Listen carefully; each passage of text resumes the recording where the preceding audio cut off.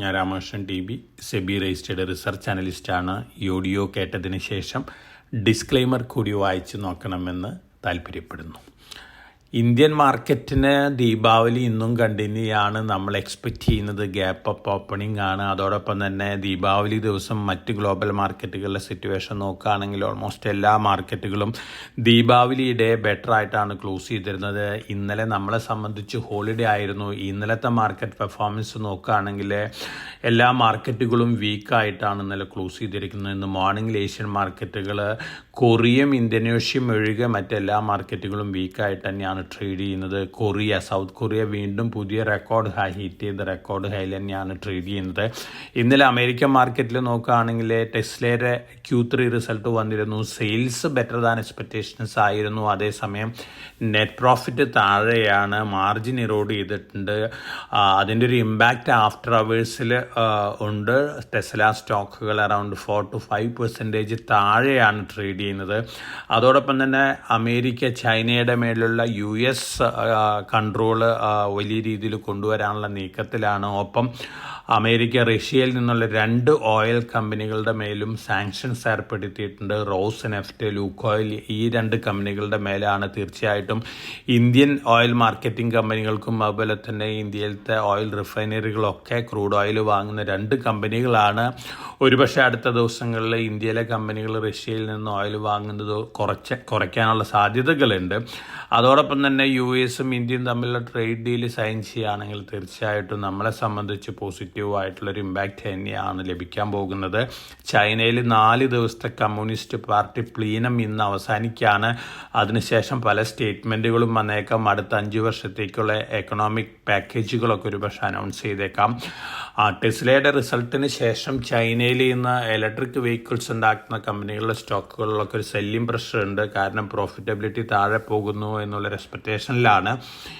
അതോടൊപ്പം തന്നെ കമോഡിറ്റികളുടെ കാര്യം നോക്കുകയാണെങ്കിൽ ഗോൾഡ് ഇന്നലെ നല്ല രീതിയിലുള്ള വൊളാറ്റിലിറ്റിയാണ് കാണിച്ചിരുന്നത്. ഒപ്പം ദീപാവലി ഡേ നല്ല രീതിയിലുള്ള വൊളാറ്റിലിറ്റി തന്നെയായിരുന്നു.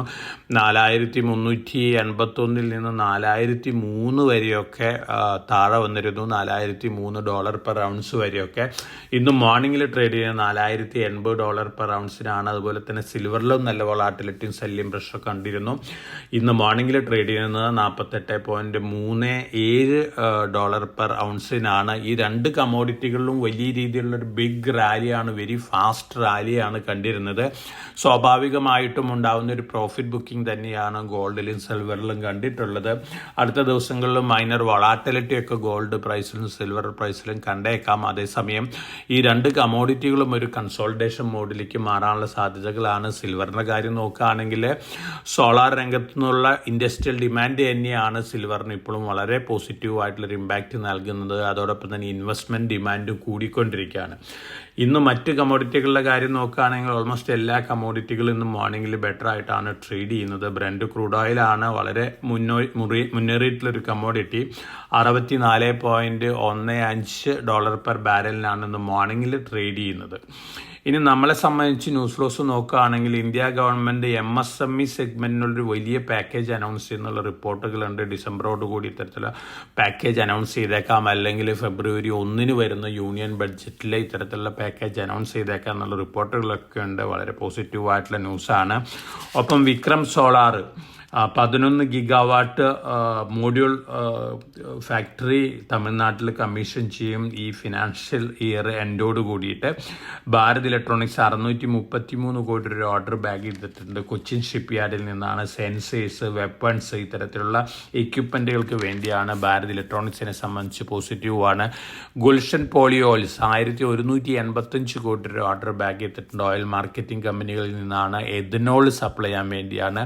ഫിലാടെക്സ് ഇൻഡസ്ട്രീസ് റീസൈക്ലിങ്ങിലേക്ക് കടക്കാണ്. വേസ്റ്റ് ടെക്സ്റ്റൈൽ ഐറ്റത്തിൻ്റെ ഒക്കെ റീസൈക്ലിങ്ങിന് വേണ്ടിയുള്ള ഒരു പ്രൊജക്റ്റിൽ MOU സൈൻ ചെയ്തിട്ടുണ്ട്. ഫിലാടെക്സ് ഇൻഡസ്ട്രീസിനെ സംബന്ധിച്ച് പോസിറ്റീവാണ്. ഭാരത് ഫോർജ് 2700 കോടി രൂപ വരെ കാർബൈൻ ഗൺസ് ആർമിയിൽ നിന്ന് ഓർഡർ ലഭിക്കാനുള്ള സാധ്യതകളുണ്ട്. ഭാരത് ഫോർജിനെ സംബന്ധിച്ച് പോസിറ്റീവാണ്. ഫോറിൻ പോർട്ട്ഫോളിയോ ഇൻവെസ്റ്റേഴ്സ് ദീപാവലിയുടെ 96.72 കോടി രൂപയ്ക്കുള്ള സ്റ്റോക്കുകൾ വാങ്ങിയിരിക്കുകയാണ്. അതേസമയം ഡൊമസ്റ്റിക് ഫണ്ടുകൾ 607.01 crore വർത്ത് സ്റ്റോക്കുകൾ വിറ്റിരിക്കുകയാണ് ദീപാവലിയുടെ. ഒപ്പം വേദാന്ത തൂത്തുക്കുടിയിൽ അവരുടെ പ്ലാന്റ് ഒരുപക്ഷെ റീഓപ്പൺ ചെയ്തേക്കും എന്നുള്ള റിപ്പോർട്ടുകളുണ്ട്. ഗ്രീൻ കോപ്പർ പ്രൊഡ്യൂസ് ചെയ്യാനുള്ളൊരു പ്രൊജക്റ്റായിട്ടാണ് വരുന്നത്. 100 കോടി CSR ഫണ്ടും കൂടി ഇത്തരത്തിലുള്ള പ്രൊജക്റ്റിന് വേണ്ടി അവർ പ്രപ്പോസ് ചെയ്തിട്ടുണ്ട്. തമിഴ്നാട് ഗവൺമെൻറ്റിൻ്റെ അപ്രൂവൽ കിട്ടുകയാണെങ്കിൽ തീർച്ചയായിട്ടും വേദാന്ത വീണ്ടും റീഓപ്പൺ ചെയ്തേക്കും എന്നുള്ള റിപ്പോർട്ടുകളുണ്ട്. വളരെ പോസിറ്റീവ് ന്യൂസാണ്. വേദാന്ത ഈ കോപ്പർ പ്ലാന്റ് റീഓപ്പൺ ചെയ്യുകയാണെങ്കിൽ വേദാന്തനെ സംബന്ധിച്ചും ഇന്ത്യനെ സംബന്ധിച്ചും വളരെ പോസിറ്റീവായിട്ടുള്ള ന്യൂസാണ്. ഇതൊക്കെയാണ് ഇന്നത്തെ ന്യൂസ് ഫ്ലോസ്. അതോടൊപ്പം തന്നെ ChatGPT നവംബറോട് കൂടിയിട്ട് 3 വയസ്സ് തികയാണ് ഈ ജനറേറ്റീവ് AI ടൂളിന്. ChatGPT അറൗണ്ട് 200 ബാങ്കേഴ്സിനെ ബാങ്കിങ് എക്സ്പെർട്സിനെ ഗോൾഡ്മാൻ സാക്സ്, മോർഗൻ സ്റ്റാൻലി അതുപോലുള്ള വലിയ ഇൻസ്റ്റിറ്റ്യൂഷനിൽ നിന്ന് ഹയർ ചെയ്തിരിക്കുകയാണ്. 1 മണിക്കൂറിന് $150 ഇവർക്ക് പ്രതിഫലം കൊടുക്കുന്നത്. കോഡിങ് അതുപോലെ തന്നെ ബാങ്കിങ് റിലേറ്റഡ് പ്രൊഡക്റ്റ് ഡെവലപ്പ് ചെയ്യാൻ വേണ്ടിയാണ്. ഇത് ഡെവലപ്പ് ചെയ്ത് കഴിഞ്ഞാൽ ബാങ്കുകൾ, ഇൻവെസ്റ്റ്മെൻറ്റ് ബാങ്കേഴ്സിൻ്റെയൊക്കെ വർക്ക് ധാരാളം കുറയും.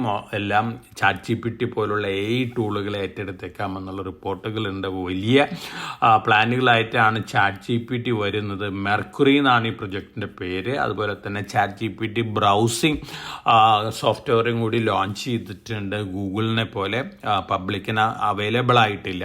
ഇതും വലിയ രീതിയിലുള്ള ചലനങ്ങൾ സൃഷ്ടിക്കാനുള്ള സാധ്യതകളുണ്ട്. തീർച്ചയായിട്ടും ഗൂഗിളിനൊക്കെ ഒരു കോമ്പറ്റീറ്റർ വരികയാണ്, എഡ്ജ് ഉണ്ട്. എന്നിരുന്നാലും ChatGPT വരുമ്പോൾ തീർച്ചയായിട്ടും ChatGPTക്ക് ഒരു അപ്പർ ഹാൻഡ് കിട്ടിയേക്കാം.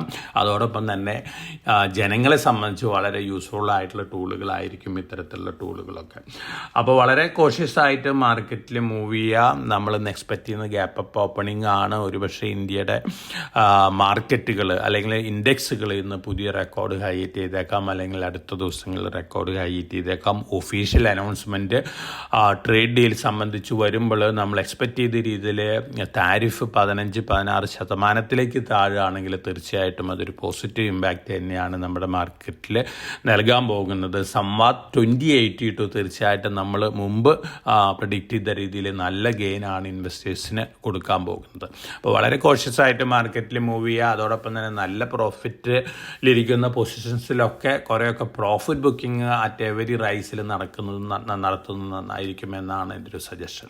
അപ്പോൾ എല്ലാവർക്കും നല്ലൊരു ട്രേഡിൻ്റെ ആശംസിച്ചുകൊണ്ട് ഞാൻ ഇന്നത്തെ പ്രീ മാർക്കറ്റ് കമൻറ്റ് അവസാനിപ്പിക്കുകയാണ്. Thank you.